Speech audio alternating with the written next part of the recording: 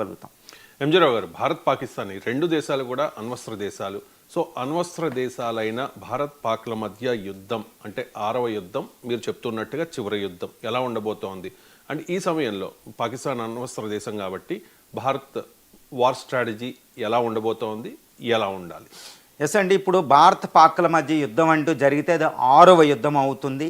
ఈ 6వ యుద్ధం అతి భీకర యుద్ధం అవబోతుంది. కానీ మనం అనుకుంటాం మొన్న పహల్గాం దాడి తర్వాత ఇండియా పాకిస్తాన్ని అటాక్ చేస్తే అది అణ్వస్త్రాలు పట్టుకొస్తుంది, అసలు భారతదేశాన్ని ఏం చేస్తో అని మనం భయపడ్డాం, గుర్తుపెట్టుకోవాలి. కానీ భారతదేశం ఎంత శక్తివంతమంటే కేవలం 4 రోజుల్లో ఒక అణ్వస్త్ర దేశమైన పాక్ని మోకాళ్ళ మీద నిలబెట్టాం. అది మన కళ్ళ ముందు చూసాం.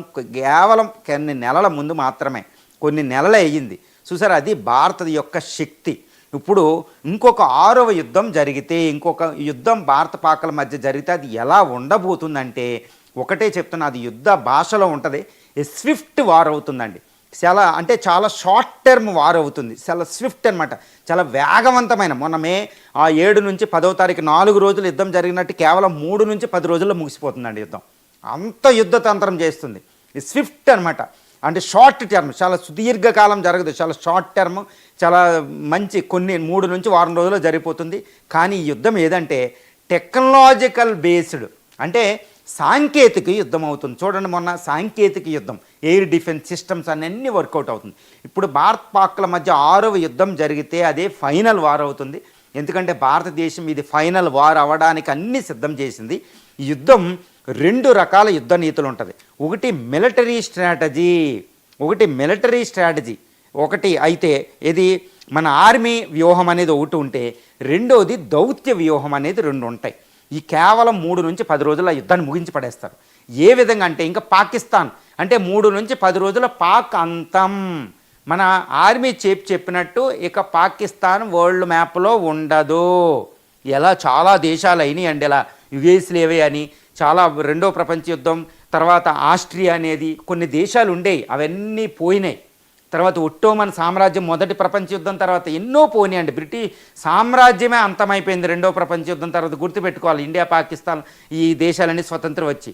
యుద్ధం అంటే ఒక పెద్ద పెద్ద మహా సామ్రాజ్యాలు కూలిపోతాయి. ఇప్పుడు 6వ యుద్ధం ఇండో పాక్ల మధ్య జరిగితే అది చివరి వారు పాక్ అంతం. ఏ విధంగా అంటే ఇండియా ఆపరేషన్ సింధూర్లో వ్యూహాన్ని మళ్ళీ అమలు జరిగిద్ది. ఏంటది అమలు జరిపిద్ది అంటే ఏంటంటే ఫస్ట్ టైము అది అణ్వస్త్రాలు అనేది దానికి బ్రహ్మాస్త్రాలు లాంటివి. కాబట్టి ఇండియా అణ్వస్త్రాల సైట్ల మీద అటాక్ చేస్తుంది. ఒకటి. రెండోది ఏంటంటే అణ్వస్త్రాలు బయటికి తీసి ప్రయోగించాలి అంటే దానికి ఎయిర్ బేస్లు కావాలి. నూర్ఖాన్ ఎయిర్ బేసెస్ అనేది, తర్వాత రావల్పిండి దగ్గర, కరాచీ దగ్గర, చాగా హిల్స్ ఇలాంటి చోట ఈ ఎయిర్ బేస్లు సుమారు 1 డజన్ ఎయిర్ బేస్లు ఉంటాయండి పాకిస్తాన్లో. ఈ ఎయిర్ బేస్లు ఫస్ట్ నాశనం చేసేస్తారు. దేంతో అంటే బ్రహ్మోస్ మిసైలు, బంకర్ బర్స్ట్ బాంబర్స్తోనూ, తర్వాత వీటితోనూ మన ఎయిర్ క్రాఫ్ట్లు ఉపయోగించి మొత్తం పాకిస్తాన్ ఎయిర్ బేస్లు నాశనం అయిపోతాయి. ఎయిర్ బేస్లు నాశనం చేస్తే అణ్వస్త్రాలు బయటికి తీస్తే ప్రయోగించడానికి ఉండవు. ఇక మూడోది ఏంటంటే ఆయన ఎయిర్ డిఫెన్స్ సిస్టమ్, వాళ్ళ రాడార్ సిస్టమ్ ఉంటుందన్నమాట. వాటిని మనం విమానాలు వాళ్ళకి వెళ్ళడం అనేది పసిగట్టే రాడార్ సిస్టమ్ని, ఎయిర్ డిఫెన్స్ సిస్టమ్ని నాశనం చేసేస్తారు. రాడార్లను నాశనం చేసేస్తే మన ఎయిర్ క్రాఫ్ట్లని, క్యారియర్లని, వాటిని ఎయిర్ క్రాఫ్ట్లని, యుద్ధ విమానాలను అది పసిగట్టలేదు. సో మన విమానాలు ఫ్రీగా మొన్న ఆపరేషన్ సింధూర్లో వెళ్ళి లాహోర్, ఇస్లామాబాద్ దాకా తిరిగేసి వచ్చేసిన వాళ్ళు ఏం చేయలేని పరిస్థితి. సో రాడార్ స్టేషన్ని నాశనం చేస్తారు. ఎయిర్ బేస్ అంటే HQ-9 లాంటి ఎయిర్ డిఫెన్స్ సిస్టమ్ని నాశనం చేసేస్తాం. కాబట్టి ఇంకా దానికి నవనాడుల్ని చితక్కొట్టేస్తాం అనమాట. కాబట్టి మనం వెళ్ళి చిత్రు భీకరంగా మనం ఏం చేయాలో చేసేయచ్చు అనమాట. మన ఆపరేషన్ సింధూర్లో అదే జరిగింది.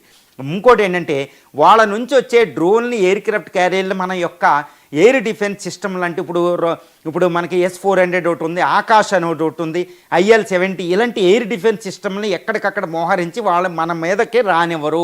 ఆపరేషన్ సింధూర్లో మనం చూసాం, అదొకటి. తర్వాత నేవల్ బ్లాకేడ్ అనేది ఒకటి ఉంటుందండి. ఈ నేవల్ బ్లాకేడ్ అంటే అరేబియా సీలో కరాచీ ఎయిర్పోర్ట్లు మొత్తం మనం బ్లాకేడ్ చేసి ఎక్స్పోర్ట్ ఇంపోర్ట్స్ దానికి రానివ్వం. సో వెంటనే కరాచీ అనేది మనకు లొంగిపోవాల్సిన పరిస్థితి వస్తుంది.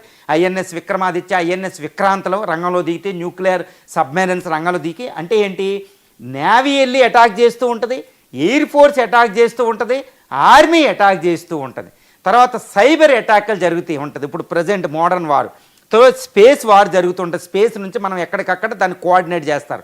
సో ఇది coordinated attack by army, navy, air force plus cyber security వింగ్లు, ఈ రాకెట్ ఫోర్స్, ఇవన్నీ ఏకచిత్తంగా పాకిస్తాన్ ఒకేసారి అటాక్ చేస్తే దాని న్యూక్లియర్ వెపన్స్ తీయకుండా, దాని ఎయిర్ డిఫెన్స్ సిస్టమ్ పనిచేయకుండా చేసేస్తామన్నమాట.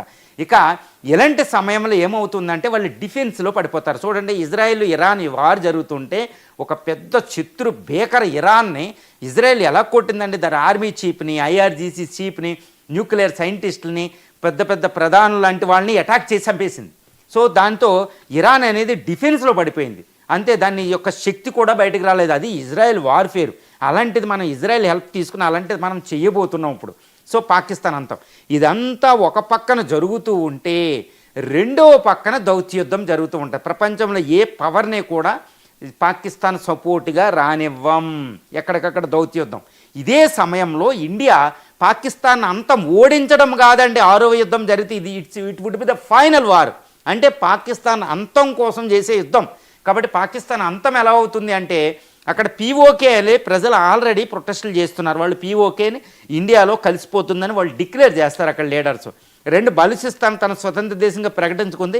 ఇంకా పూర్తి స్వతంత్రం అయ్యి స్వతంత్ర దేశం వచ్చి దాన్ని ఇండియా రికగ్నైజ్ చేసి తర్వాత ఇజ్రాయెల్ అంటే మన మిత్ర దేశాలు, రష్యా లాంటి దానితో రికగ్నైజ్ చేపిస్తాం. ఇంకా అది స్వతంత్ర దేశం అయిపోతుంది, అది సెపరేట్ అయిపోతుంది. నార్త్ వెస్టర్న్ ఫ్రాంటియర్ ప్రావిన్స్ని కూడా గుర్తిస్తే వాళ్ళు సెపరేట్ అయిపోతారు. తర్వాత సింధు, లాహోర్ వరకే ఈ పీఓకేని, ఇటు కరాచీ వరకే కొన్ని ప్రాంతాలు, మనకి సరిహద్దు ప్రాంతాలు మనం ఇండియా ఆక్యుపై చేసుకుని తనలో కనిపేసుకుంటుంది. అంతే, పాకిస్తాన్ అంతం. ఇది జరిగి తీరాలేదు, ఇది ఊహ కాదండి, ఇది నిజంగా జరిగేది. సలామీ స్ట్రైటేజ్ అనేది ఒక వ్యూహం ఉంటుంది అనమాట. చిలక కొట్టుడు అనేది తెలుగులో చెప్పాలంటే సలామీ అంటే from the Rann of Kutch, Sir Creek Gujarat నుండి అక్కడ జమ్మూ అండ్ కాశ్మీరు, లడక్, లేహ్ వరకే 3360 కిలోమీటర్ల ప్రాంతం అంతా ఒకేసారి ఆర్మీ ముందుకు కదులుతుంది. ఒక 5-6 లక్షల మంది ఆర్మీ. వెంటనే లాహోరు చూడండి, ఇండియా పాకిస్తాన్ చూస్తే ఇటు కరాచీ 146 కిలోమీటర్ల దూరంలో ఉంటుంది. తర్వాత లాహోర్ ఎంతో ఉండదండి, పంజాబ్ అమృత్సర్కి 60-70 కిలోమీటర్ల దూరంలో ఉంటుంది. తర్వాత ఇటు పీఓకే, వీటినన్నింటిని ఆక్యుపై చేసుకుంటే వెంటనే పంజాబ్, సింధు లాంటి రిచెస్ట్ స్టేట్లు పాకిస్తాన్లో వెంటనే ఇండియాలో కలిసిపోతాయి. బలూచిస్తాన్ సెపరేట్.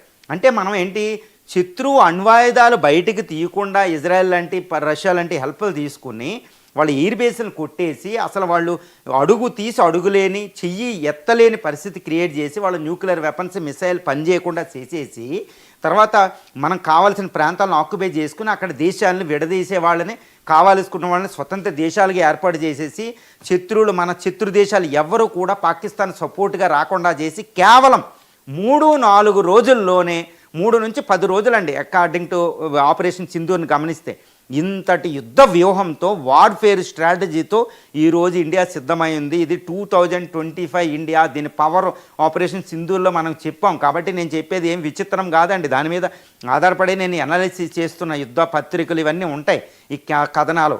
అందుకని ఇండియా అనేది ఈరోజు నేవీ, ఎయిర్ ఫోర్సు, తర్వాత మిసైల్ వింగ్ని, ప్రతి విభాగాన్ని శుద్ధి చేసుకుంది. తర్వాత గూగుల్ మ్యాప్ల కింద మనం ఆధారపడడం, నావిక్ అని మనమే స్పేస్ నుంచి స్పైయింగ్ శాటిలైట్ల ద్వారా నావిక్ డెవలప్ చేస్తున్నాం. లేజర్ గైడెడ్ అన్నిటిని ఎక్కడికక్కడ సిద్ధం చేసుకుని పెట్టుకున్నాం. దౌత్యపరంగా కూడా ఇండియా సూపర్ పవర్ అయిపోయింది. 4.5 ట్రిలియన్ డాలర్ ఎకానమీ. మన వార్ బడ్జెట్ కూడా అంతే. అకార్డింగ్ టు సిప్రీ రిపోర్ట్ అనేది గ్లోబల్ పవర్ ఇండెక్స్ ప్రకారం 4th స్టేట్. సో దీంతో యుద్ధానికి ఎవరు రారు, దౌత్య యుద్ధాన్ని యాడ్ చేస్తున్నాం. సో ఆది నాయకత్వం, ఈరోజు మోడీ నాయకత్వం సంకల్పంతో హైలీ డిటర్మైండ్ అనమాట. మోడీ పాకిస్తాన్ అంతం చూస్తేనే రిటైర్మెంట్ అన్నట్టు కూర్చున్నారు. కాబట్టి యుద్ధం 6th వార్ అనివార్యం. ఇది ఫైనల్ వార్. పాక్